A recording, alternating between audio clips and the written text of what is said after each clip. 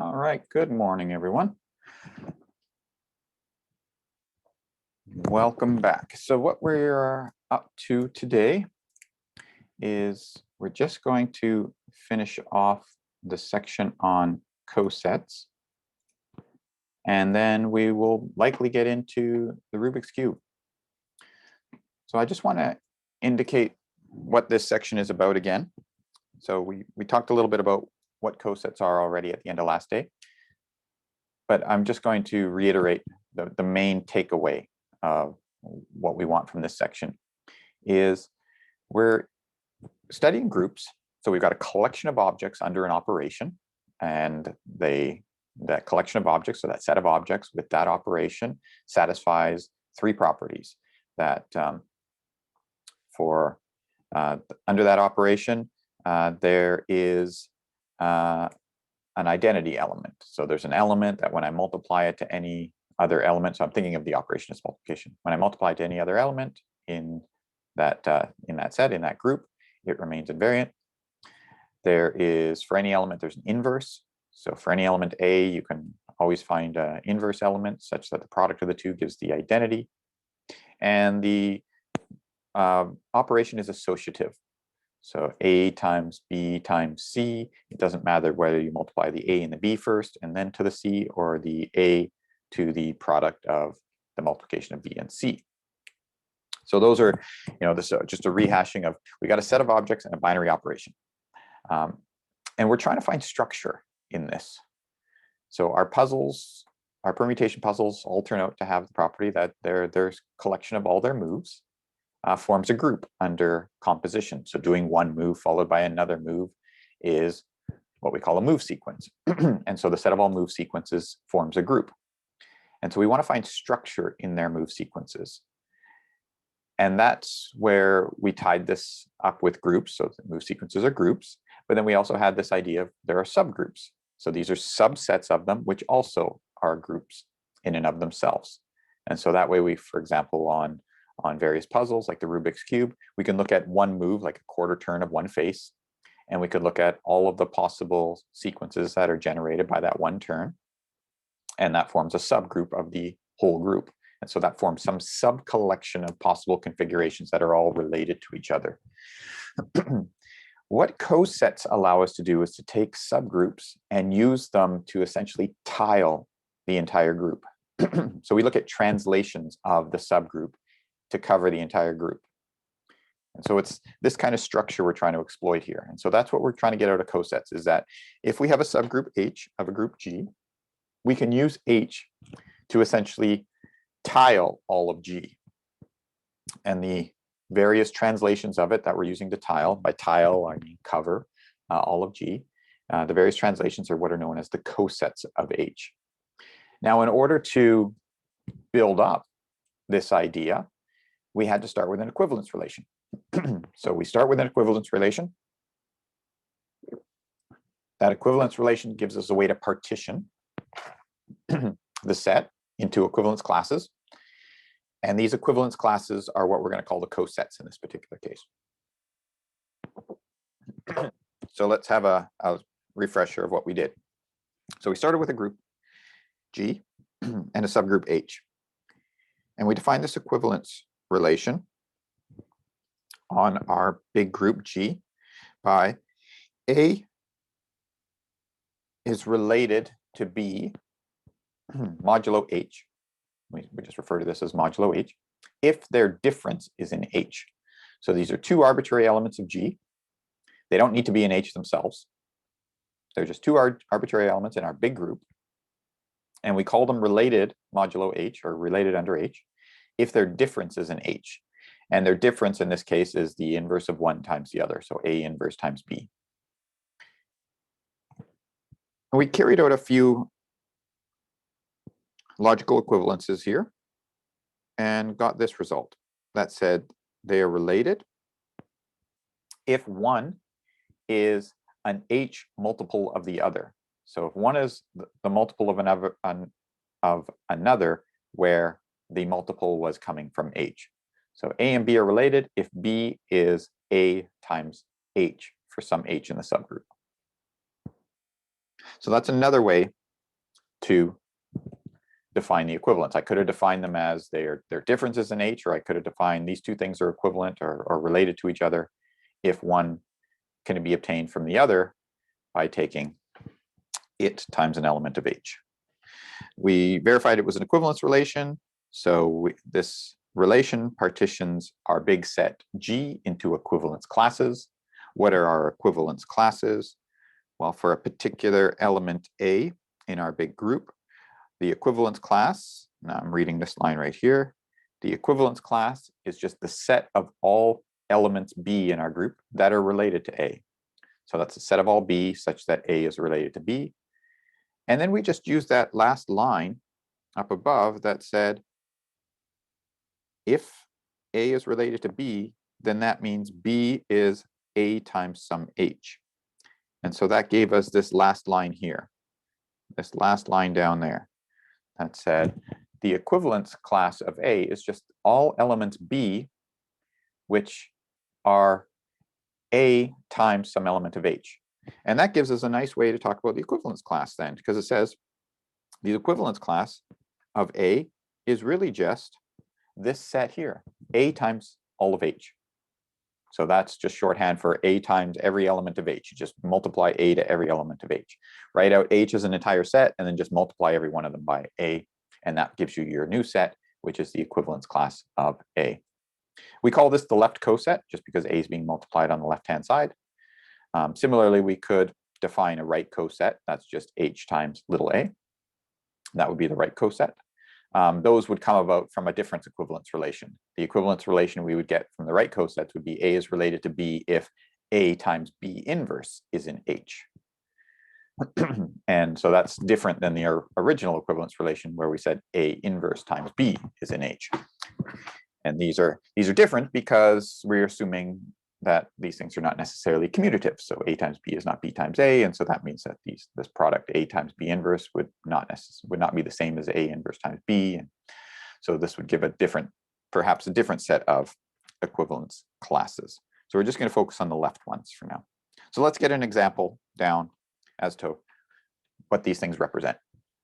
So remember, our entire goal is to try to take a group and with a subgroup of it, to try to take that subgroup and tile the original group with it, try to cover it with that subgroup and then translations of that subgroup. And this is our mental picture that we're going to try to have in mind. So we're going to start with S3, the group of 6 elements of the 6 permutations of 3 objects. And this subgroup, so H, I've just picked H as our particular subgroup. It's the group generated by the 2 cycle, 2, 3. And so it consists of those 2 elements. What are our cosets?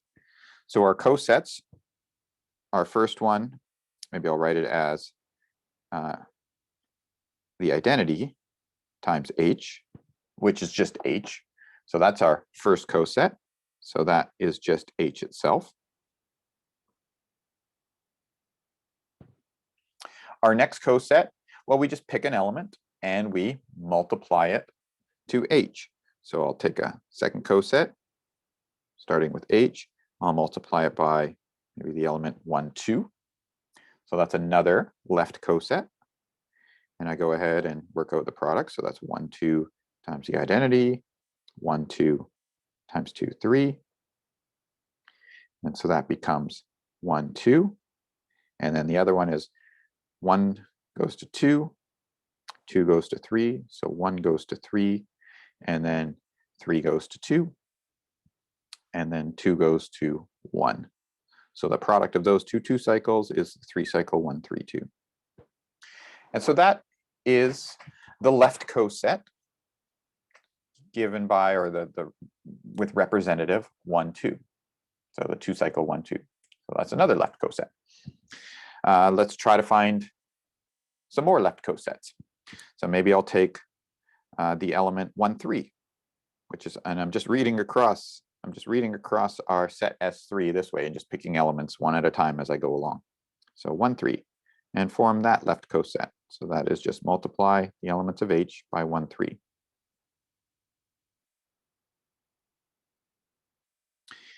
And that becomes 1, 3. And then this next one is 1 goes to 3, 3 goes to 2, so that's 1 goes to 2, 2 goes to 3, and 3 goes to 1. Okay, so that's our another left coset. And we can keep going. Maybe the next left coset I'm going to take is the 2, 3 left coset. Oh, but if I took a 2, 3 and multiplied it to all the elements of H, notice that it's already in H. 2, 3 is already in H. So if I multiplied all the elements of H by something that's already in there, because H is a subgroup, I'm not going to get any elements that are outside of H. I'm just going to keep getting things that are in H. So what that means is if I did the 2, 3 left coset, I would just get back to my original H. So I've written that in here. And maybe I'm going to change the color just to indicate our focus is on these elements I'm using to multiply the subgroup by. So I'm focusing on just taking my subgroup H and scaling all of its elements by a particular element of S3. And that set that I get is called the left coset representative by that element. So the left coset given by 2, 3 is back to the original H. Now, what happens if I keep going and I take 1, 2, 3? So if I take 1, 2, 3, multiply it to H. So I left a little gap there because I didn't do the 2, 3 one in line here. The 2, 3 one was actually up at the top again. It was equal to the identity times H. So if I do the 1, 2, 3 times H, so that would be a 1, 2, 3, and then a 1, 2, 3 times 2, 3. And that gives me a 1, 2, 3. And the product of 1, 2, 3 and 2, 3 is 1 goes to 2, 2 goes to 3. So 1 goes to 3. And then 3 goes to 1. And 2 goes to itself. So it's that. So just multiplying 1, 2, 3 to each of the elements. And I notice that what I get is precisely the one before.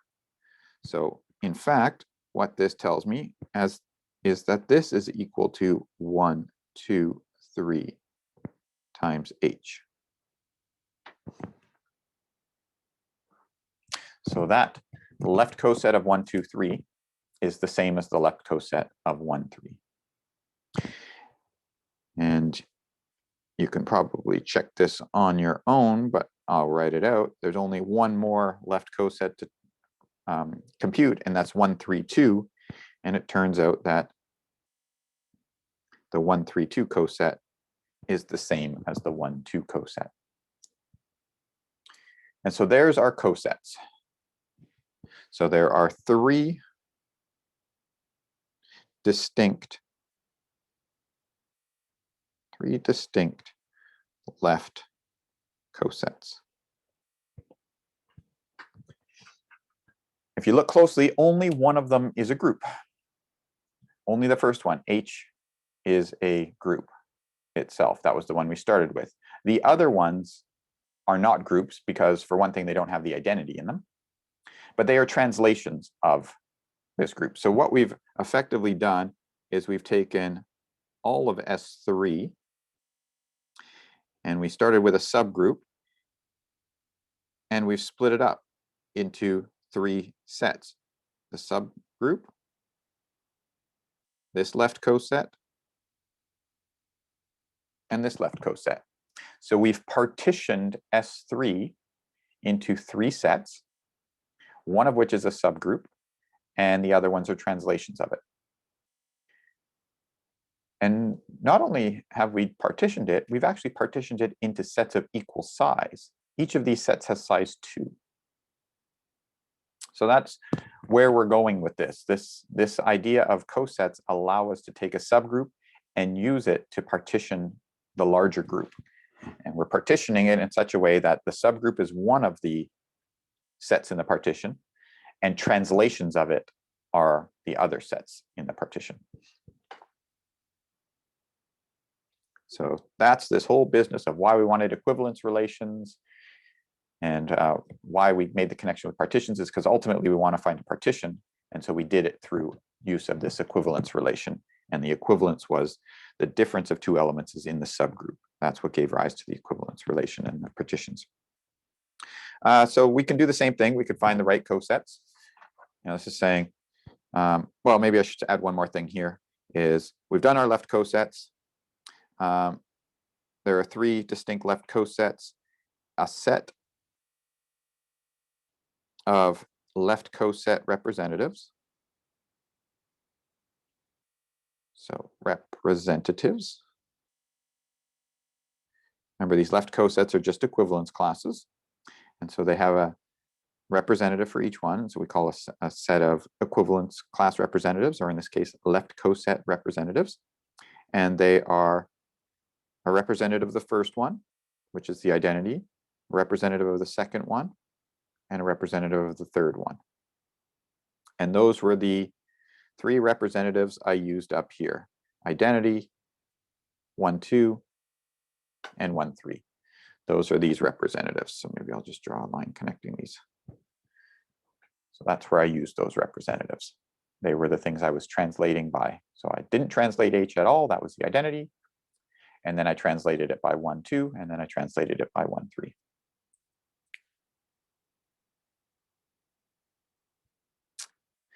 I've never heard the term coset leaders. Coset representatives, definitely, but I haven't heard the term coset leaders before. That's not to say that some people don't refer to them as that. But yeah, typically we refer to them as coset representatives. Are the product of coset elements in the coset? So that is, that's no. The only time you're going to get the product of coset elements inside the coset are when you're dealing with the coset representative by the identity, because that's the only one that's a subgroup. So, in coding theory, yeah, that's possible. In coding theory, a particular example of these kinds of topics in coding theory, there might be a place where people do reference them as coset leaders. That's entirely possible. Yeah, I haven't heard the term leaders before, but you're right. In coding theory, there may be a place there where they do refer to them as that. So that's a key observation, is that it's only in the coset represented by the identity, or the subgroup H, where you get this closure under multiplication. In the other ones, we don't get the closure under multiplication. So for example, if I took this element 1, 2, I'll just highlight it here. If I took the element 1, 2, and I multiplied it to itself, I would get the identity, and that's not inside that coset. So these cosets are translations, but they're never subgroups, aside from the identity one. So let's now look at the right cosets, just so we have a feeling that if we were to do right cosets, you actually get different things. So let's have a look at the right cosets. In this case, our right cosets would be, so we got H is again our coset with the identity. And then we could go H times 1, 2. In this case, we get 1, 2 and times the identity, and 2, 3 times 1, 2. And that's going to be 1, 2. And that would be a 1 goes to 2, and 2 goes to 3, and 3 goes to 1. So that would be that one.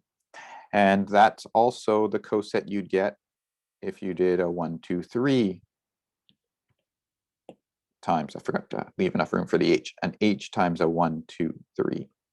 So notice in this case, the right coset of 1, 2 is the same as the right coset of 1, 2, 3, but that's not what the left cosets were above. The left coset of 1, 2 contained 1, 3, 2, but the right coset of 1, 2 contains 1, 2, 3. So the thing here to note is that these are different.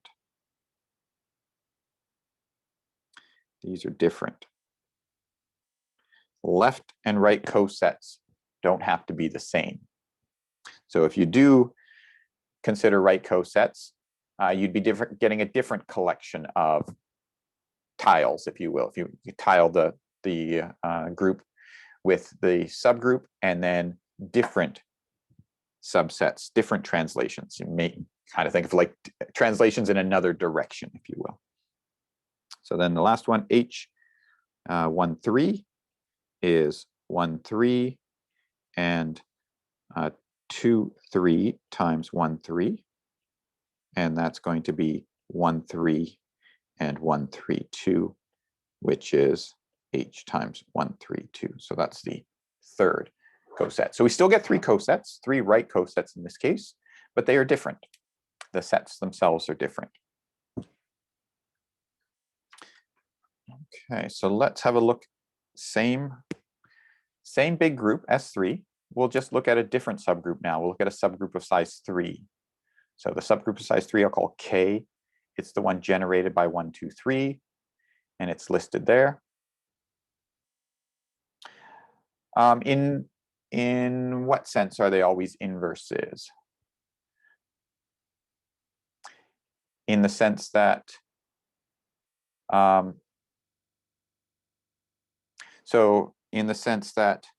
when I had the 1, 2 coset up above, what I ended up is getting the other coset representative of 1, 3, 2. But then when I did the other one, I got the inverse of it, 1, 2, 3. And so those two are inverses. These ones here, is that what really the nature? And the elements. Oh, and the elements are inverses to each other. Oh, I see what you're saying. So this is not going to always be the case, but it has to do with how they are related to the original group. It's just that we were small. Our examples were small enough in this case that there's sort of certain patterns had to occur. Let's see in the next one if the pattern still aligns. So that's a good question. Let's check it out here. So we're going to go left cosets of K. First of all, I'm just going to ask a question, because I've started to allude to the fact that really these ideas with cosets are we take the subgroup and we're going to look at translations of it to cover the whole group. Our original group is size 6. That's S3. We've got this subgroup of size 3. How many translations of it will I need in order to cover the entire group? So I've got 3 elements in K, and I want to take K and its various cosets.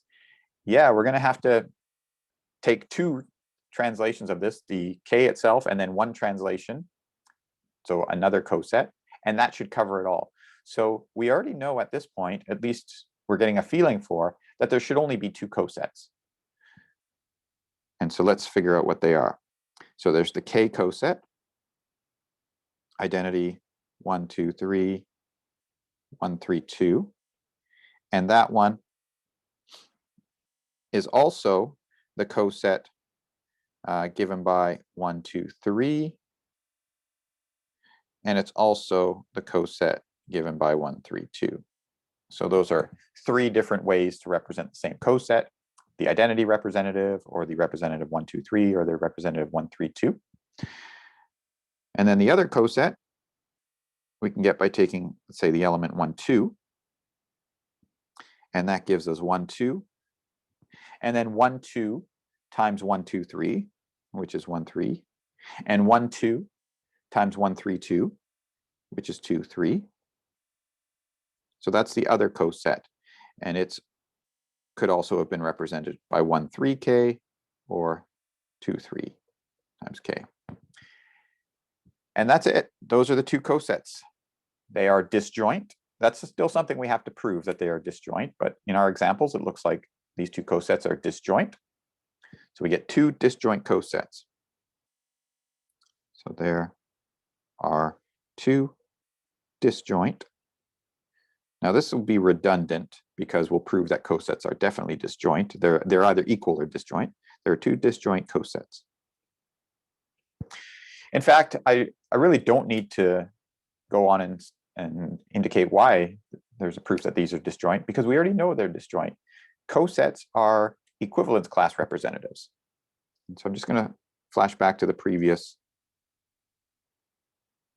slide on relations. And we had this result for equivalence relations and equivalence classes. And we already know that equivalence classes are either the same or they're disjoint. And equivalence classes are cosets, because that's how we defined a coset. It was the equivalence class of a particular element under this specific equivalence relation of two elements are related if there are differences in the subgroup. So we already know that cosets are disjoint. If we take distinct cosets, they are disjoint. And that just follows from the fact that they're coming from equivalence classes. Oh, wrong slide here. There we are, cosets. So I really didn't need to write the word disjoint here because we already get that for free. Okay, so there's another example. And in this case, maybe to come back to the comment about, inverses to each other. No, in this case, each coset contains its own inverse in this case. The K, all the elements of K, its inverses are in there.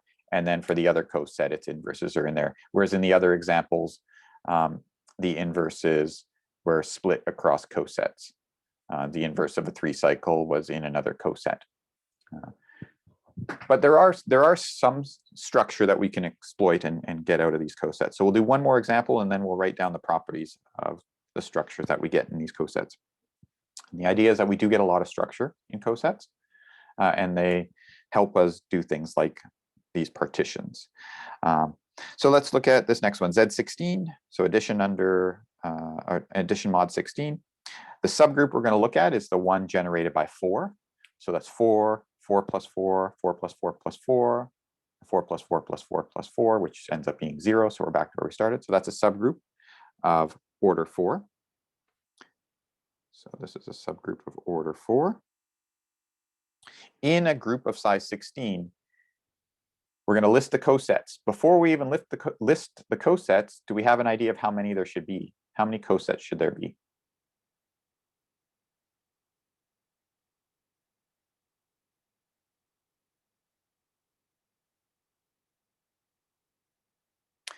Yeah, it looks like there should be 4, because we've got 4 elements, and we've got to cover a set of size 16 by translating these 4 elements. So we got 4 elements. Another coset would be another 4. Another coset would be another 4. That's 12 elements. Then we need one more coset to fill out the full 16 elements. Notice that I'm kind of using the fact that the size of the subgroup is a divisor of the size of the group. The size of the subgroup H is 4, and that divides 16. This is not something that we've proven yet. We haven't proven that all subgroups have order that divides the size of the group. That's Lagrange's theorem. I stated it, but we didn't prove it yet. The way we prove it is using these techniques. So the way we're actually going to argue this is we're going to list the left coset. So we'd proceed like this. I've got a subgroup. Okay, so I've got a subgroup. There's H. Now I'm going to write out what its cosets are. So there's a coset 0 plus H, which is just H itself. So that's 0, 4, 8, 12. That's also the coset represented by 4. It's also the coset represented by H, 8. And it's also the coset represented by 12. Just for clarity, we could use any of those representatives. Then I could look at the coset represented by 1. That would be add 1 to each of these things. 1, 5, 9, and 12 plus 1 is 13. I could look at the one represented by 2. That's 2, 6, 10, and 14. I could look at the one represented by 3. That's 3, 7, 11, 15. And that's it. We've got all of the elements here. The union is Z16. The union of all those things there is Z16, because I just read them down sort of the columns. 0, 1, 2, 3, 4, 5, 6, 7, 8, 9, 10, 11, 12, 13, 14, 15. I've got all the elements, and they're disjoint. So for this subgroup, I've managed to list its cosets. These are all going to be disjoint, because this is a property of being an equivalence class. These are all disjoint. They're all the same size, just by observing here. They're all the same size. They're all size 4. So I've partitioned Z16 into 4 disjoint subsets of size 4. And this can only happen if the size of the original set I started with is a divisor of 16. So this necessarily forces the size of my subgroup to be a divisor of 16. And this is really why Lagrange's theorem is true. It's because we do this partition and we have to have this divisibility property. We can't partition a set into sets of equal sizes unless the size of the set divides the size of the large group itself. Okay, so there's our splitting up. I could have written down the representatives for all the other ones, right? This is 5 plus h. It's also represented by 9 plus h. It's also represented by 13 plus h. So 5, 9, and 13 are also representatives for this coset. We can do the same thing down the line. And here's the big result then we have about cosets. This is the structure result about cosets. This is all we need to know about cosets. If H is a subgroup of G, and A is just some arbitrary element of the big group G, then A is in the coset represented by A. That's sort of a trivial observation. If I look at all the previous examples, 1 is in the coset represented by 1, 2 is in the coset represented by 2, 9 is in the coset represented by 9. And the reason is because the identity is in H. And so when I take A and I multiply it to the identity, I just get A itself, and therefore it's in the coset. So that's the first one. The second property says that if A times H, if the coset represented by A actually turns out to just be H itself, then that means A had to have been in H to begin with. And that's essentially this first line that says, if I write down the coset of H, then the other representatives of that coset are just the other elements of that set. So that's that second line. Part C, if 2 elements A and B are in G, then either their cosets are the same or they are disjoint. And again, we saw that above, that they're either making the same coset or they're making disjoint cosets. Part D is if the cosets are the same, AH and BH are the same, then it means that A inverse B had to be in H. It also means that B inverse A had to be in H, just the inverse of that because H is a subgroup.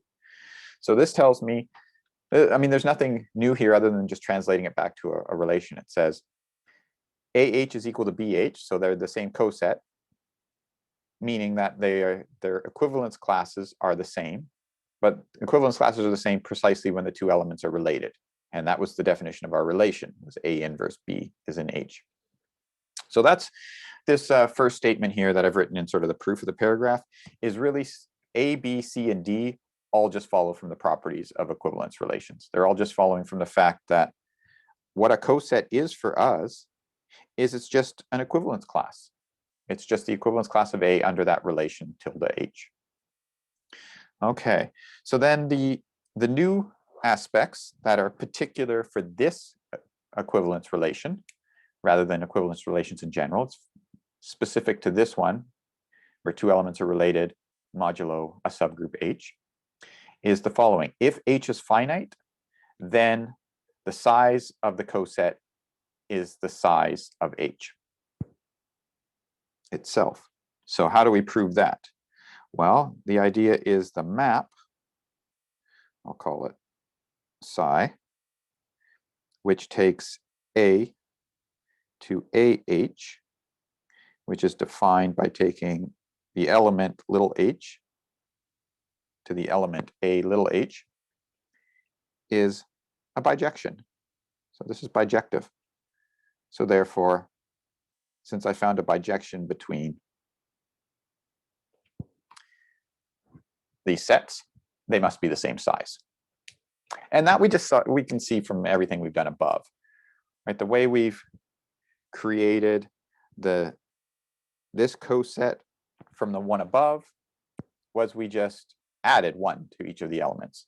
Or in the case of the permutations, we just multiplied each of them by a different by the same permutation, each element in the previous set by a permutation. And all that did was create a new set with the exact same number of objects as the old set. They were just updated to be translations of the old ones. And so that's this line here. The last line, F, I'll leave the proof for you to have a look at. It's in the notes, in the notebook, in the textbook, but I'll just mention it here, that this is the connection between right and left cosets. If the left coset of A is equal to the right coset of A, then it means that if you sandwiched H by A inverse H, that you end up getting H itself. And so there's a definition of what I mean by sandwiched. It means just take the set H and just multiply, pre-multiply by A inverse, post-multiply by A. In other words, A inverse H A, all it does is it's going to permute elements of H. That's all this is really saying. It's going to permute them. You pre-multiply by A inverse, post-multiply by H, it'll permute them. And that only happens, it permutes the elements of H precisely when the left and right cosets are the same. If they are different, then it's not going to permute them. It'll actually introduce new elements in there. So that's just a connection between the right and left cosets. We're going to be focusing just on left cosets. So it's not like, I don't think we're ever going to use this property F anyway. But that's just something that if you're starting to observe, there might be a connection between left and rights, that is the main connection. Okay, so the key observation is this one and this one. Those are the two we're going to exploit, because what does this say? This says, oh, actually, and there's one more, of course. There's this one. So the first one, part A, says every element of your group is in one of the cosets. C says the cosets are distinct. And E says all the cosets have the same size.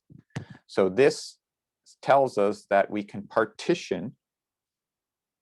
So these three here say that we can partition G into cosets. That's what those three say.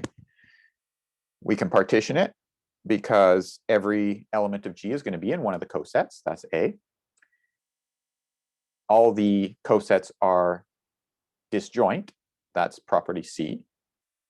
And all the cosets have the same size. So maybe I'll add one more thing. We can partition G into cosets, all the same size. So we can partition G not necessarily into cosets, really is the point here is that we can partition G into sets, which are all the same size. And they all have the same size as the original subgroup. So we can partition G into cosets of all the same size. So let's have a look at this result. This is now Lagrange's theorem. So now we've used this before, now we can actually prove it. Lagrange's theorem says that if G is a finite subgroup and H is a subgroup of G, then it must divide G. So what if G has prime cardinality? Exactly. If G has prime cardinality, then there's only going to be essentially two subgroups. It's either going to be the trivial subgroup consisting of just of the identity or the entire group itself. If it's just the identity, then let's say the prime cardinality is prime P. If we have the identity, then it means there's P cosets. Each one of them consists of only one element. Or if your subgroup H is the entire group, then there's only one coset, the entire group itself.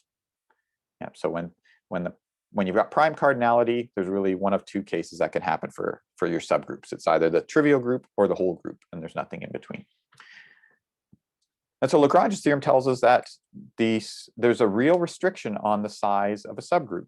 And we've used this before, but this is now we're going to prove it. So if G is a finite group and H is a subgroup, then the size of H has to divide the size of G.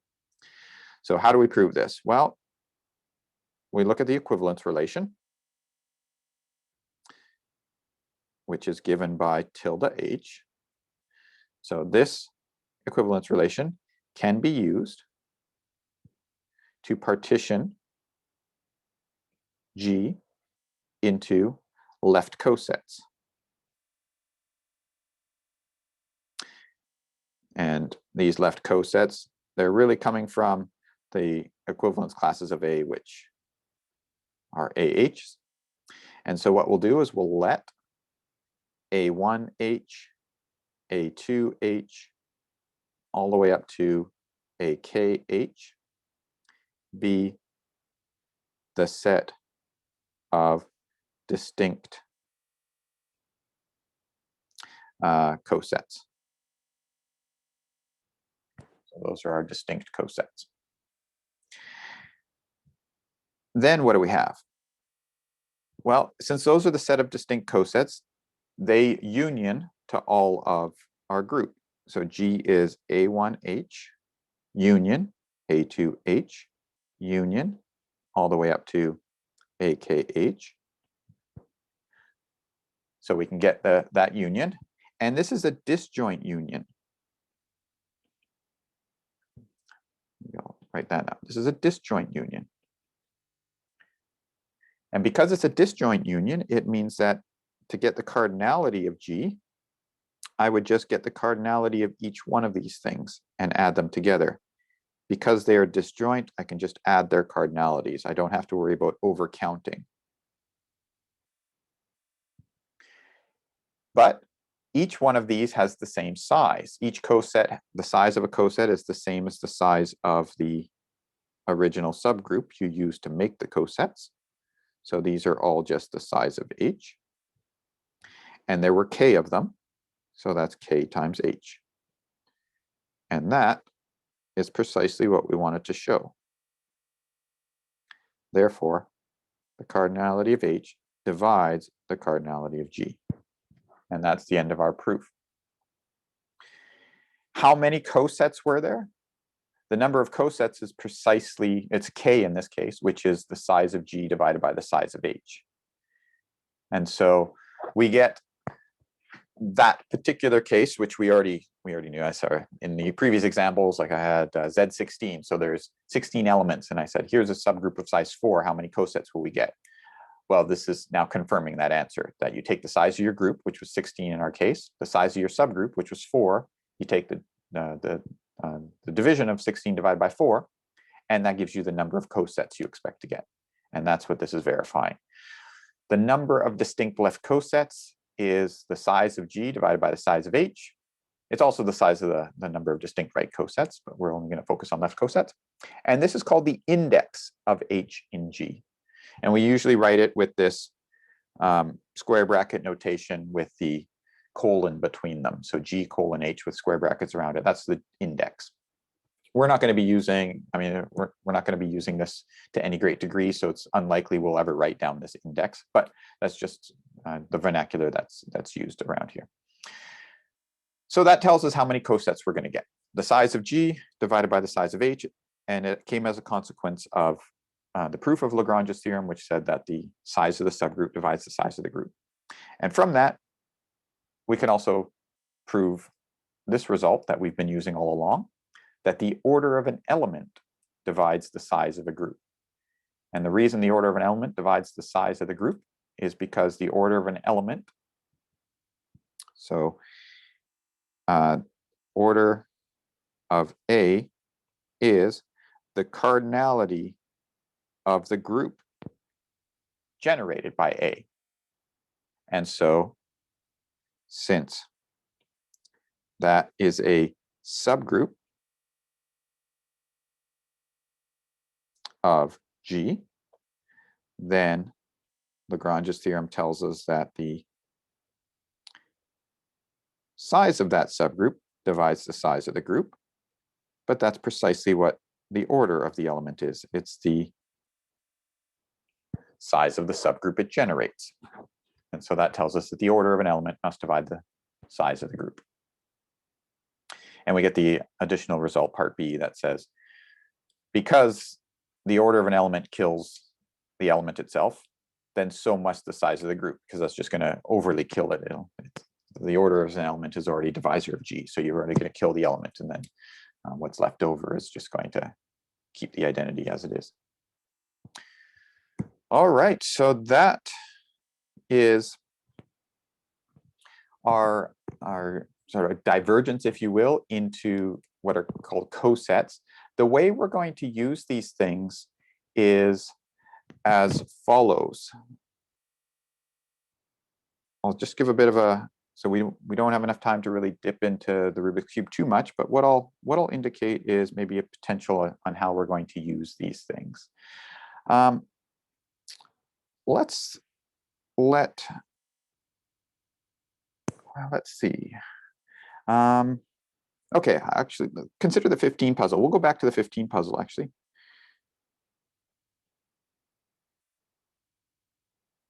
So for the 15 puzzle, we will consider the permutation group S16. And then we will let alpha and beta be two arrangements.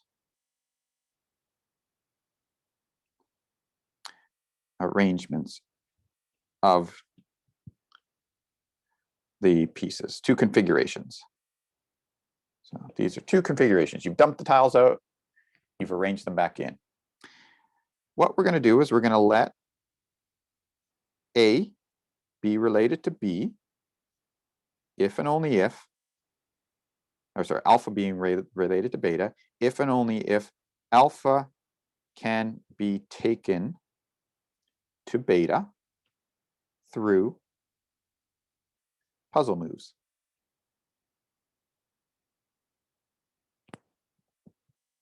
So I'm going to say alpha and beta are related if I can slide tiles around and get from configuration alpha to configuration beta. Notice that this means that alpha and beta are related if I can go from alpha, do a bunch of puzzle moves, and get beta. So, well, maybe I won't write an arrow there. I'll say for some move sequence gamma. But that's equivalent to saying that gamma is equal to alpha inverse beta for some move sequence gamma.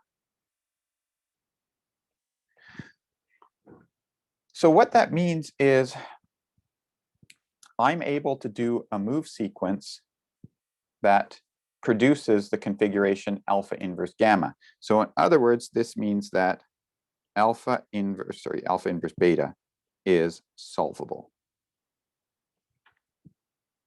So it doesn't say anything about the original alpha and the original beta, whether those arrangements were solvable, but alpha is equivalent to beta if the difference of them is solvable. In other words, if I can move from one to the other without having to pry a piece out or pry more pieces out and swap them around. Alpha is equivalent to beta if I can move from one to the other, or equivalently, alpha is equivalent to beta if alpha inverse beta is solvable. And now this might look familiar because that's the A inverse B. So in some sense, we're saying alpha is equivalent to beta if and only if alpha inverse beta is solvable. So let's say, is in like A16 is an even permutation. Well, I'll say A15, just for sake of argument. Imagine the 15 or the empty tile is back in the empty spot. Maybe I shouldn't be too specific here because if it's not, I'll say if alpha inverse beta is even with tile 16 in even spot or odd with tile 16 in odd spot. Okay, and so then we can say, well, what are the equivalence classes? Now I've got now an equivalence relation here. What are the equivalence classes? Well, the equivalence class of alpha is all configurations that alpha can be taken into. And we know something about this. We know that S16 splits up into two kinds of equivalence classes. All the configurations that are solvable union the configuration where the 14 and the 15 tile have been swapped. And so these are the two equivalence classes. Equivalence classes. And so this is really capturing the idea of what we observed with the puzzle, that when you dump the pieces back in, you can either solve the puzzle or you can't. And if you can't solve the puzzle, the best you can do is get it down to a stage where the 14, 15 is swapped. And so what we've got essentially is that all the permutations of the pieces that are possible, which of them are 16 factorial of them, half of them are equivalent to the identity, can be solved. The other half are equivalent to a swap of the 14, 15 tile. And so this is really the observation that we made about the puzzle on day one, but now cast in the light of these equivalence relations and partitions. And this is what we want to do for the Rubik's Cube. We want to say if we randomly reassembled the Rubik's Cube, what are the possibilities we get? How many equivalence classes are there where two cubes are equivalent if you can twist one and the other? How many equivalence classes are there? There's going to be the ones that can be solved. What are the other equivalence classes? And so that ends up boiling down to, in this case, I mean, the number of equivalence classes was 2, and that's because it was, in this case, we had our condition that said half of the permutations are solvable and the other half are not. So we ended up having that it was 16 factorial divided by half of 16 factorial, which was the 2 that we got. So this was all configs, all configurations, and this was the solvable ones. And so that's where that index comes in, the size of the whole group divided by the size of the group essentially that you have that are solvable. And so that's where the 2 came from, because our solvability criteria. We want to do the same thing with the Rubik's Cube. And so I'll leave it there. And we'll pick up the Rubik's Cube on Monday and start to bring together all of the results we have about solving it. And then chapter 20 is more about this stuff and the theory about how many are solvable when you rearrange, when you disassemble and reassemble.